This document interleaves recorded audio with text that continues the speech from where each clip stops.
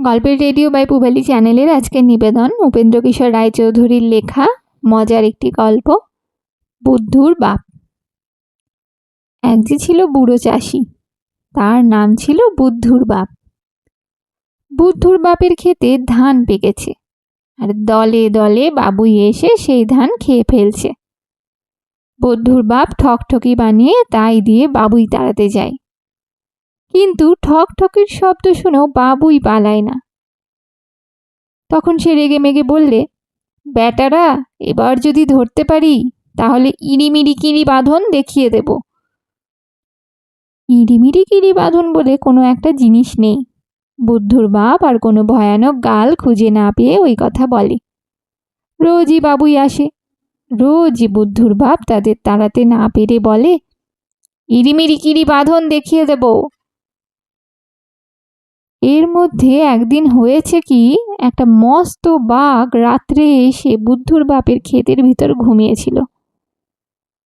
ঘুমের ভিতর যখন সকাল হয়ে গেছে আর সে বাঘ সেখান থেকে যেতে পারেনি। সেদিনও বুদ্ধুর বাপ বাবুই তাড়াতে এসে ঠকঠকি নাড়ছে আর বলছে, বেটারা, যদি ধরতে পারি তবে ইড়িমিড়ি কিরি বাঁধন দেখিয়ে দেব। ইড়িমিড়ি কিরি বাঁধন শুনেই তো বাঘের বেজায় ভাবনা হয়েছে। সে ভাবলে, তাই তো, এটা আবার কি নতুন রকমের জিনিস হলো? এমন বাঁধনের কথা তো কখনো শুনিনি। যতই ভাবছে ততই তার মনে হচ্ছে যে এটা না দেখলেই নয়।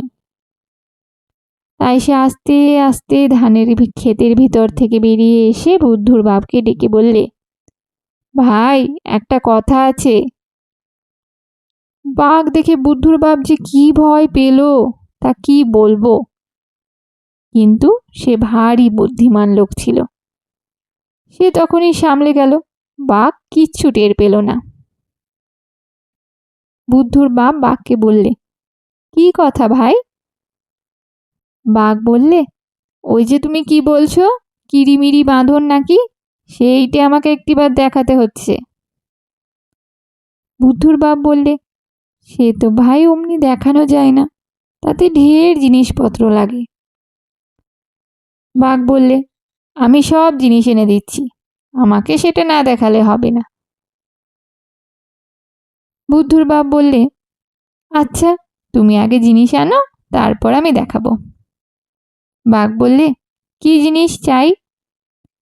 বুদ্ধুর বাপ বললে, একটা খুব বড় আর মজবুত থলে চাই, এক গাছি খুব মোটা আর লম্বা দড়ি চাই, আর একটা মস্ত মুগুর চাই। বাঘ বললে, শুধু এই চাই? এইসব আনতে আর কতক্ষণ? সেটা হাটের দিন ছিল। বাঘ গিয়ে হাটের পথের পাশে ঝোপের ভিতর লুকিয়ে রইল। খানিক বাদেই সেই পথ দিয়ে 3 জন খইওয়ালা যাচ্ছে। খইওয়ালাদের থলেগুলো খুব বড় হয়, আর তার এক একটা ভারী মজবুত থাকে। বাঘ ঝোপের ভিতর বসে আছে, আর খইওয়ালারা একটু একটু করে তার সামনে এসেছে। অমনি সে হালুম বলে লাফিয়ে এসে রাস্তার মাঝখানে দাঁড়ালো। খইওয়ালারা তো খই টই ফেলে চেঁচিয়ে কোথায় পালাবে তার ঠিক নেই। তখন বাঘ তাদের খই শুদ্ধ থলেগুলি এনে বুদ্ধুর বাপকে দিল। তারপর সে গেল দড়ি আনতে। দড়ির জন্য তার আর বেশি দূর যেতে হলো না। মাঠে ঢের গরু খোঁটায় বাঁধা ছিল। বাঘ তাদের কাছে যেতেই তারা দড়ি ছিঁড়ে পালালো। সেই সব দড়ি এনে সে বুদ্ধুর বাপকে দিল। তারপর সে গেল মুগুর আনতে। পালোয়ানেরা তাদের আড্ডায় মুগুর ভাজছে। এমন সময় বাঘ গিয়ে সেখানে উপস্থিত হলো। বাপরে, মা রে বলে তারা ছুট দিল।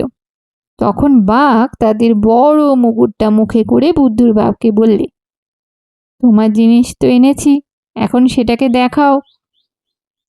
বুদ্ধুর বাপ বললে, আচ্ছা, তবে তুমি একটিবার এই থলের ভিতরে এসো দেখি। বলতেই তো বাঘ মশাই গিয়ে সেই থলির ভিতরে ঢুকেছেন। তখন বুদ্ধুর বাপ তাড়াতাড়ি থলের মুখ বন্ধ করে তাকে আচ্ছা করে দড়ি দিয়ে জড়ালো। একটু নড়বার জো অবধি রাখলো না। তারপর 2 হাতে সে মুগুর তুলে ধাঁই করে সেই থলের ওপর যেই এক ঘা লাগিয়েছে, অমনি বাঘ ভারী আশ্চর্য হয়ে বললে, ও কি করছো? বুদ্ধুর বাপ বললে, কেন, ইরি মিরি কিরি বাঁধন দেখাচ্ছি, তোমার ভয় হয়েছে নাকি? ভয় হয়েছে বললে তো বড় লজ্জার কথা হয়। তাই বাঘ বললেন, না। তখন বুদ্ধুর বাপ সেই মুগুর দিয়ে ধাঁই ধাঁই করে থলের উপর মারতে লাগলো। চেঁচালে পাছে নিন্দে হয়, তাই মার খেয়েও বাঘ অনেকক্ষণ চুপ করেছিল। কিন্তু চুপ করে আর কতক্ষণ থাকবে? 10-12 ঘা খেয়ে সে ঘেঁয়াও ঘেঁয়াও করে ভয়ানক চেঁচাতে লাগলো। খানিক বাদে আর চেঁচাতে না পেরে গোঙাতে আরম্ভ করলো। বুদ্ধুর বাপ তবুও ছাড়ছে না, ধাঁই ধাঁই করে সে খালি মারছেই। শেষে আর বাঘের সারা শব্দ নেই দেখে সে ভাবলে মরে গেছে। তখন থলে খুলে বাঘটাকে ক্ষেতের ধারে ফেলে রেখে বুদ্ধুর বাপ ঘরে এসে বসে রইল। বাঘ কিন্তু মরেনি। 4-5 ঘন্টা মরার মতো পড়ে থেকে তারপর সে উঠে বসেছে। তখনও তার গায়ে বড্ড বেদনা আর জ্বর খুব, কিন্তু রাগের চোটে সেসবে সে মন দিলে না। সে খালি তার চোখ ঘোরায় আর দাঁত খিচায় আর বলে, বেটা বুদ্ধুর বাপ, পাজি হতভাগা লক্ষ্মী ছাড়া, দাঁড়া তোকে দেখাচ্ছি। এই কথা শুনেই তো ভয়েই বুদ্ধুর বাপের মুখ শুকিয়ে গেল। সে তখনই ঘরে দৌড় দিয়ে হুড়কো এঁটে বসে রইল।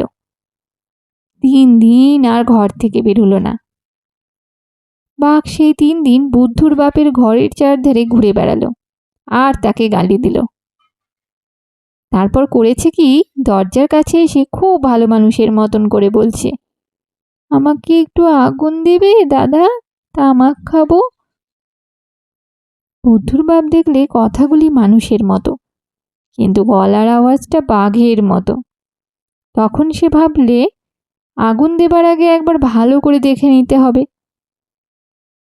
এই ভেবে সে যেই দরজার ফাঁক দিয়ে উঁকি মেরেছে, অমনি দেখে সর্বনাশ, বাঘ। তখন কি আর সে দরজা খোলে?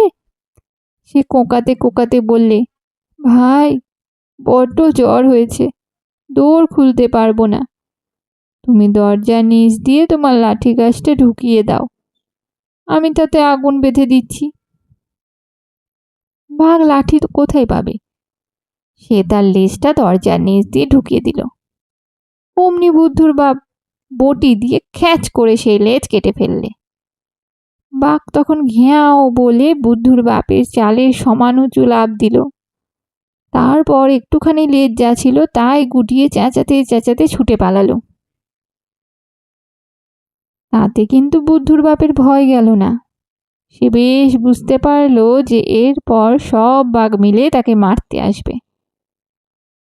সত্যি সত্যি তার পর দিন দেখলে 20-25টা বাঘ তার ঘরের দিকে আসছে। তখন সে আর কি করবে? ঘরের পিছনে খুব উঁচু একটা তেঁতুল গাছ ছিল, তার আগায় গিয়ে বসে রইল। সেইখানে একটা হাঁড়ি বাঁধা ছিল। বুদ্ধুর বাপ তার পিছনে লুকিয়ে দেখতে লাগলো বাঘেরা কি করে। বাঘেরা এসে সেই হাঁড়ির আড়ালে বুদ্ধুর বাপকে দেখতে পেয়েছে। তখন তারা তাকে গাল দেয়, ভ্যাংচায় আর কত রকম ভয় দেখায়। বুদ্ধুর বাপ চুপটি করে হাঁড়ি ধরে বসে আছে, কিচ্ছু বলে না। তারপর বাঘেরা মিলে বুদ্ধুর বাপকে ধরবার এক ফন্দি ঠিক করলে।